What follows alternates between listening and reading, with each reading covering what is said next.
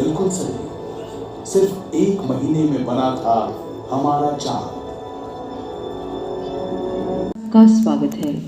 थोड़ी ही देर में आज का कार्यक्रम द कॉस्मिक क्रिएशंस शुरू होने वाला है, जिसमें ब्रह्मांड के कुछ संघर्ष के रूप आपको दिखाई देगा। इसलिए एक ज़रूरी घोषणा है कि अनुष्ठान चलने के समय आप अपने मोबाइल फोन स्विच ऑफ रखिए।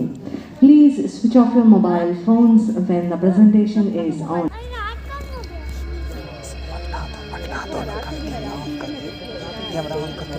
देवियों, सज्जनों और नन्हे दोस्तों, नए रूप में सुसज्जित कोलकाता के एमपी बिरला तारामंडल में आपका स्वागत है। सभ्यता के प्रारंभ से ही मानव मस्तिष्क रात के आकाश को देख अचंभित रहा। सदियों तक नक्षत्रों का निरीक्षण करने के बाद पूर्वजों ने बनाई कुछ विशाल इमारतें जो कैलेंडर और वेधशालाओं के काम आए। दोस्तों, कोलकाता के एक नए जगह को विजिट फिर से कर रहा हूँ और आप मेरे साथ बने हुए रहिए और ये जगह मैं बताता हूँ। बिरला प्लेनेटोरियम।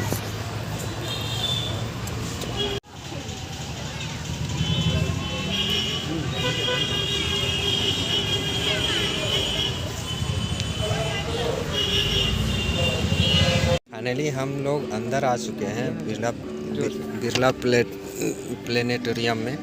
और इसके अंदर अब क्या होने वाला है, नहीं होने वाला है, तो शो के अंदर अगर कैमरा ऑन करने का टाइम मिलेगा तो बिल्कुल दिखाएंगे, और नहीं तो हॉल के बाहर में दिखाएंगे। टिकट का लिया गया है हम लोगों से 120 रुपया पर आदमी, 120 रुपया। लेकिन अंदर में एसी है। और क्या बोले, बैक कैमरा से दिखा देते हैं। हमें तो अपनी आँखों से आदमी नहीं दिखाई दे रहा है, इतना अंधेरा है। टॉर्च फ्लैश जलाकर वीडियो को रिकॉर्ड कर रहे हैं। कैमरा मना है, लेकिन छिपा के अभी कर रहे हैं क्योंकि हॉल अभी बंद है, मतलब अभी चालू नहीं हुआ है। तो सिक्योरिटी गार्ड सब भी बाहर हैं, तो जिस कारण से आवाज़ को भी धीमे से बोल रहे हैं, तो अपना आप लोग मैनेज कर लीजिएगा। तो देखने के बाद बात करते हैं आप लोगों से। नहीं, अंधेर नगरी चौपट रहा। अरे अंधेर का स्वागत है।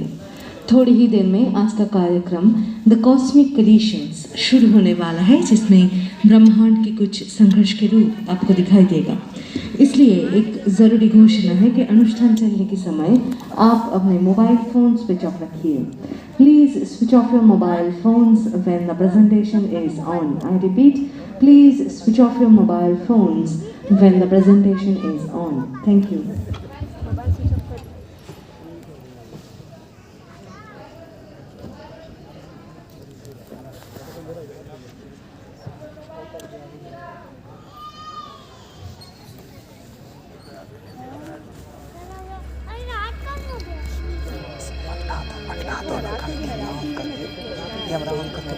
देवियों, सज्जनों और नन्हे दोस्तों, नए रूप में सुसज्जित कोलकाता के एमपी बिरला तारामंडल में आपका स्वागत है। सभ्यता के प्रारंभ से ही मानव मस्तिष्क रात के आकाश को देख अचंभित रहा। सदियों तक नक्षत्रों का निरीक्षण करने के बाद पूर्वजों ने बनाई कुछ विशाल इमारतें जो कैलेंडर और वेधशालाओं के काम आए।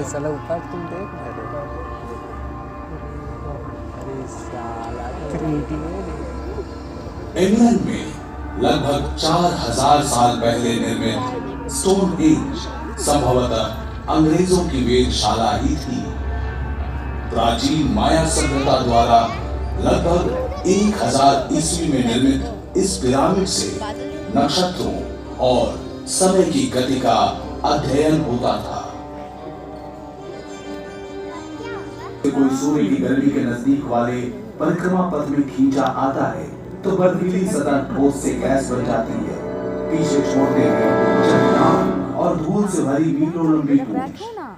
लेकिन धूमकेतु की पूंछ के चट्टानी टुकड़े, जो उल्का पिंड कहलाते हैं, धरती के वातावरण से टकराएंगे। टकराते ही ये जल उठेंगे। ज्वलंत उल्काओं का स्रोत फूटेगा।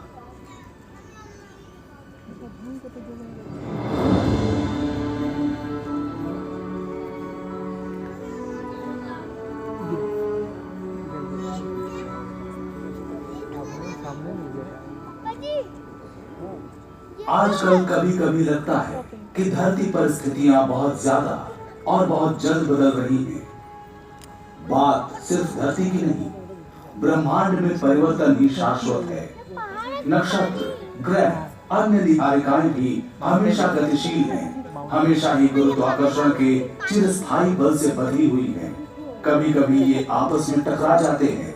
ये खतरे की घंटी हो सकता है, लेकिन टक्कर दरअसल फायदेमंद हो सकती है और खूबसूरत भी।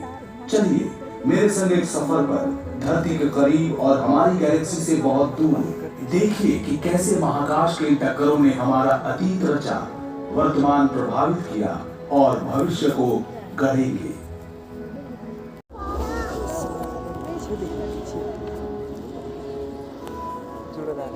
कुछ ही सप्ताहों में ये टुकड़े जुड़कर विशाल और विशाल हो गए।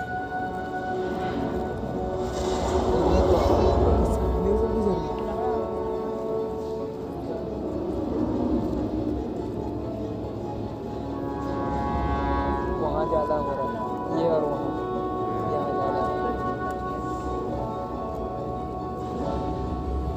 एक महीने से भी कम समय में आकार अविश्वसनीय हो गया। चांद का जन्म हुआ। बिल्कुल सही, सिर्फ एक महीने में बना था हमारा चांद। ये है आज का चंद्रमा। सोचकर अचरज होता है कि एक भयानक टक्कर के कारण आज रात का आसमान चांदनी बिखेरता, लेकिन ये सच है। कारण हजारों थे, अलग अलग, लेकिन इन टक्करों से ही धरती पर जीवन पनप सका। आघात ने धरती की धुरी को झुका दिया, जिससे ऋतु परिवर्तन हुए। चंद्रमा के गुरुत्वाकर्षण के कारण ज्वार भाटा बना। तब से लेकर आज तक हमारे सौर मंडल में ठहराव आया है। अब दूसरे ग्रह से पृथ्वी के टकराने का डर नहीं है, लेकिन दूसरे टक्कर हमें रोज प्रभावित करते हैं। कुछ खास टक्करों में शामिल है हमारा सूर्य भी। फिक्र न करें, इतनी जल्दी धरती जाकर सूरज से टकराने वाली नहीं है। हमारा परिक्रमा पथ नियंत्रित है और अरबों सालों तक ऐसा ही रहना चाहिए। लेकिन धरती पर हर जीवन निर्भर है सूर्य में होने वाली टक्करों पर।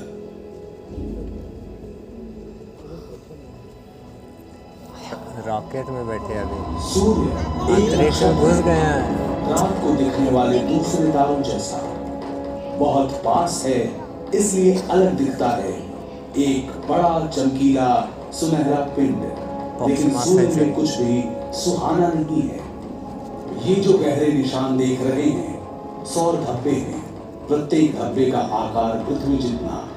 सौर धब्बे का रंग गहरा दिखता है क्योंकि सूरज पर ये सबसे ठंडे स्थान है। तापमान 4400 डिग्री सेंटीग्रेड। बाकी का सूर्य तो और भी गर्म है।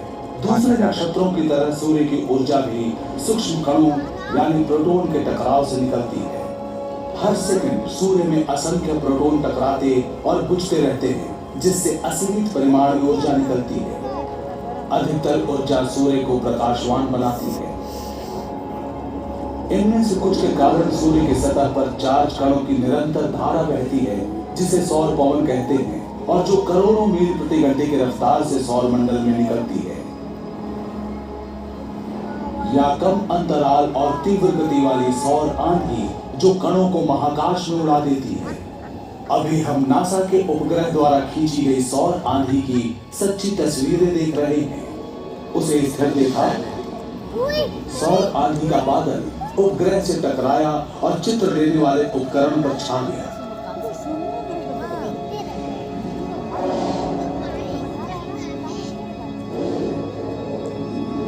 आराम से समझना चाहिए था, मैं समझ। सौर पवन का झोंका हर दिन हर पल सौर मंडल के ग्रहों के पार जाता है। ये इतना शक्तिशाली है कि इसका संपर्क मात्र ही हमारे वातावरण की ऊपरी सतह को उड़ा ले जाए, अधिकांश पानी सोख ले और धरती पर जीवन का विकास परिवर्तित हो जाए। लेकिन खुशकिस्मती से धरती की सुरक्षा करता है एक अदृश्य कुदरती कवच। अभी आप जो देख रहे हैं वो पृथ्वी के चुंबकीय क्षेत्र का काल्पनिक चित्र है।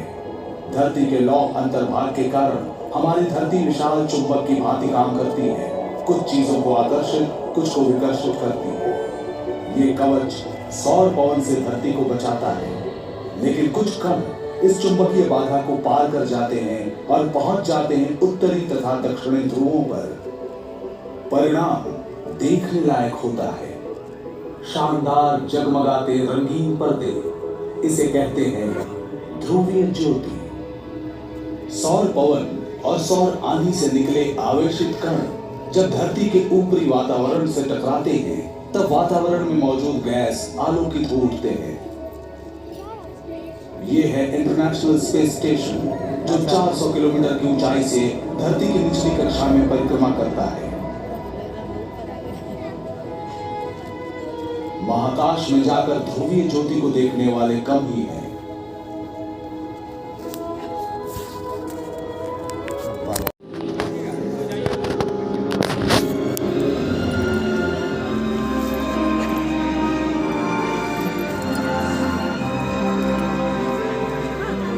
बच्चों को मास्क लगाओ।